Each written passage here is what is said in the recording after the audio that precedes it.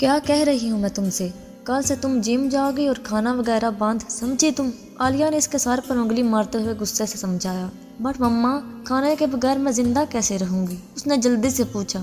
ماریہ بیگم، عالیہ کی دیورانی، تنزیہ مسکراتی ہوئی کچن میں چلی گئی، جبکہ عالیہ بیگم دانت پیس کر رہ گئی۔ اس لڑکی نے ان کے ناک میں دم کر کے رکھا ہوا تھا۔ آج سے تم فروٹ اور ابلی ہوئی سبزیوں کے علاوہ کچھ نہیں کھاؤ گی۔ جاؤ اب کمرے میں۔ عالیہ نے صوفے پر بیٹھتے ہوئے غصے سے اسے آرڈر دیا۔ وہ رونے والا منہ بناتی سیڑھیاں چڑھ گئی۔ کمرے میں آ کر وہ زور سے پیر پٹکتی ہوئی بیڈ پر بیٹھی۔ میں تو کبھی بھی بیماروں والی غذا نہ کھاؤں۔ وہ گلابی کلر کے کشن کو گود میں رکھتی غصے سے بڑبڑائی۔ وہ موٹی تھی اور رنگ بھی کچھ صاف نہ تھا، جس وجہ سے عالیہ بیگم پریشان رہتی تھی۔ وہ اس عمر میں بھی 3 بچوں کی ماں نہیں لگتی تھی۔ نفاست پسند طبیعت کی مالک عالیہ بیگم کے چرچے سارے خاندان میں تھے، لیکن بیٹی اس سے بالکل الٹ تھی۔ وہ انتہائی پوہڑ، ہڈ حرام اور پڑھائی میں بھی نالائق تھی۔ بس اس کی ایک ہی خواہش تھی، کھانا کھاتے جانا اور روکنے والا نہ ہو۔ بس وقار صاحب سے ڈرتی تھی، جو کہ اس کے ڈیڈ تھے، اور وہ ہر وقت غصے میں ہی رہتے تھے۔ یہ ایک صاف ستھرے گاؤں کا منظر تھا، جہاں سب مکان ہی مٹی کے بنے ہوئے تھے، سوائے ایک پرانی حویلی کے جو کافی قدیم جانی جاتی تھی۔ یہ حویلی باہر سے کافی ڈراؤنی دکھتی تھی، اور کچھ لوگوں کا کہنا تھا یہاں سے عجیب و غریب سی رونے کی آوازیں آتی ہیں۔ بس ایک انسان کے علاوہ اس حویلی میں کوئی قدم نہیں رکھتا تھا۔ شام ہوتے ہی سب لوگ حویلی کے پاس سے گزرنے سے اجتناب کرتے تھے۔ وہ حویلی کے گارڈن میں رکھی چیئر پر آنکھیں بند کیے بیٹھا تھا، سر پیچھے کی طرف گرائے وہ نیم دراز سا تھا۔ اس کا چہرہ کسی نے آج تک نہیں دیکھا تھا۔ وہ ایک پراسرار انسان تھا۔ سب لوگ اس کے پاس جانے سے خوف کھاتے تھے۔ وہ ٹھنڈی ہوا میں گہرا سانس لیتا اٹھ کر بیٹھا، چہرے پر ہاف بلیک نقاب تھا، جبکہ بلو آنکھوں میں ایک سرد پن واضح تھا۔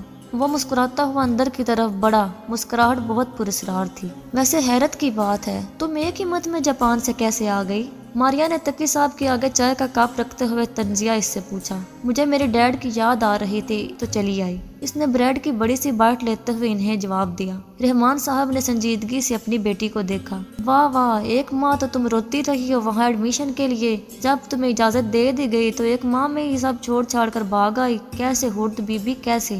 حاجم نے اس کے ساتھ والی چیئر پر بیٹھتے ہوئے طنز سے پوچھا۔ وہ گھبرائی۔ میں نے کہا تو ہے مجھے میرے ڈیڈ کی یاد آ رہی تھی تو چلی آئی، اس نے تنک کر جواب دیا۔ میں بتاتا ہوں امی، یہ ایک لڑکی کو پیٹنے کے جرم میں اور ایک لڑکے کے ٹانگ توڑنے پر جیل میں ½ منتھ رہی ہے، حاجب نے طنز سے اسے دیکھتے ہوئے کہا، جبکہ باقی سب حیرت سے اس کے معصوم چہرے کو دیکھ رہے تھے۔ وہ دانت پر دانت جمائے حاجب کو دیکھ رہے تھے۔ ضمانت کس نے کروائی؟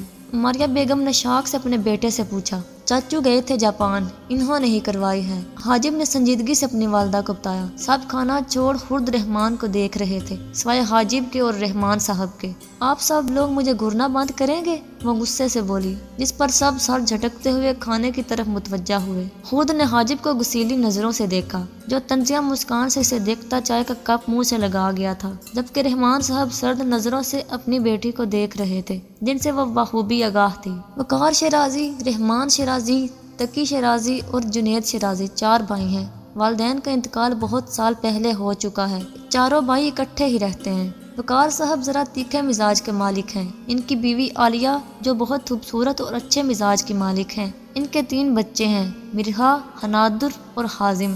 مرحا سانولے رنگ کی موٹی جسامت کی لڑکی ہے۔ وہ کام چور اور نرم مزاج کی مالک ہے، لیکن کوئی اسے خاص پسند نہیں کرتا سوائے خرد کے۔ رحمان صاحب کی بیوی صفورہ ہے، جو زیادہ تر کمرے میں ہی رہتی ہے اور خرد پر برستی رہتی ہے۔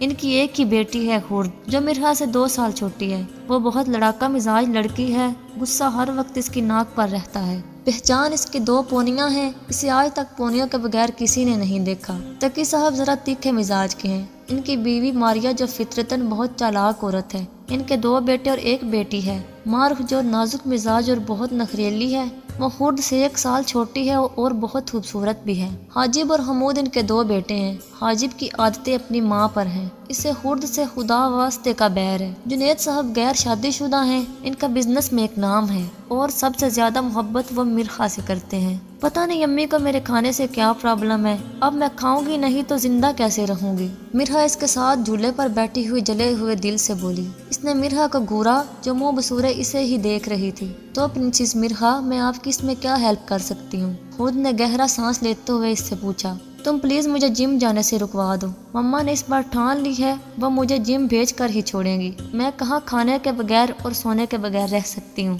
मिरहा ने जर्सी की पॉकेट से एक कैंडी निकालते हुए हुर्द से कहा, जो इसे कैंडी खाता देखकर आईब्रो उचका कर रह गई। जिम तो तुम्हें हम भेज कर ही छोड़ेंगे बच्चू। अपनी जिसामत देखी है, 80 किलो वजन हो गया है तुम्हारा। खा कर सो जाती हो या लेट कर टीवी देखती रहती हो, और कोई एक्टिविटी है तुम्हारी? हुर्द ने मोबाइल को अपने पिंक ट्राउजर की पॉकेट में घुसाते हुए इत्मीनान से इससे पूछा, जबकि मिरहा सदमे से आंखें फाड़े देखती रही। तुम भी मेरी हेल्प नहीं करोगी तो फिर कौन करेगा हुर्द? मिरहा ने रूहान से लहजे में कहा। एक्टिंग हुर्द रहमान के साथ नहीं चलेगी, समझी? कल से जा रही हो तुम। आंटी कितनी परेशान रहती हैं तुम्हारी वजह से। हुर्द ने गेंद को जोर से किक मारते हुए गुस्से से कहा, और तुम्हारी वजह से जो पूरी कॉलोनी परेशान है, मर क्यों नहीं जाती तुम? हाजिब ने गेंद को नीचे से उठाकर इसकी तरफ फेंकते हुए सर्द लहजे में कहा। हुर्द ने सरत से गेंद खींच ली, वरना गेंद सीधे इसके मुंह पर लगती। मिरहा भी इसे घूरते हुए झूले से खड़ी हुई। हुर्द ने दांत पर दांत जमाते हुए इसे देखा, जो हल्की मुस्कान से इसे देख रहा था। हुर्द ने ना आओ देखा ना ताओ, खींच कर गेंद इसके मुंह पर मारी,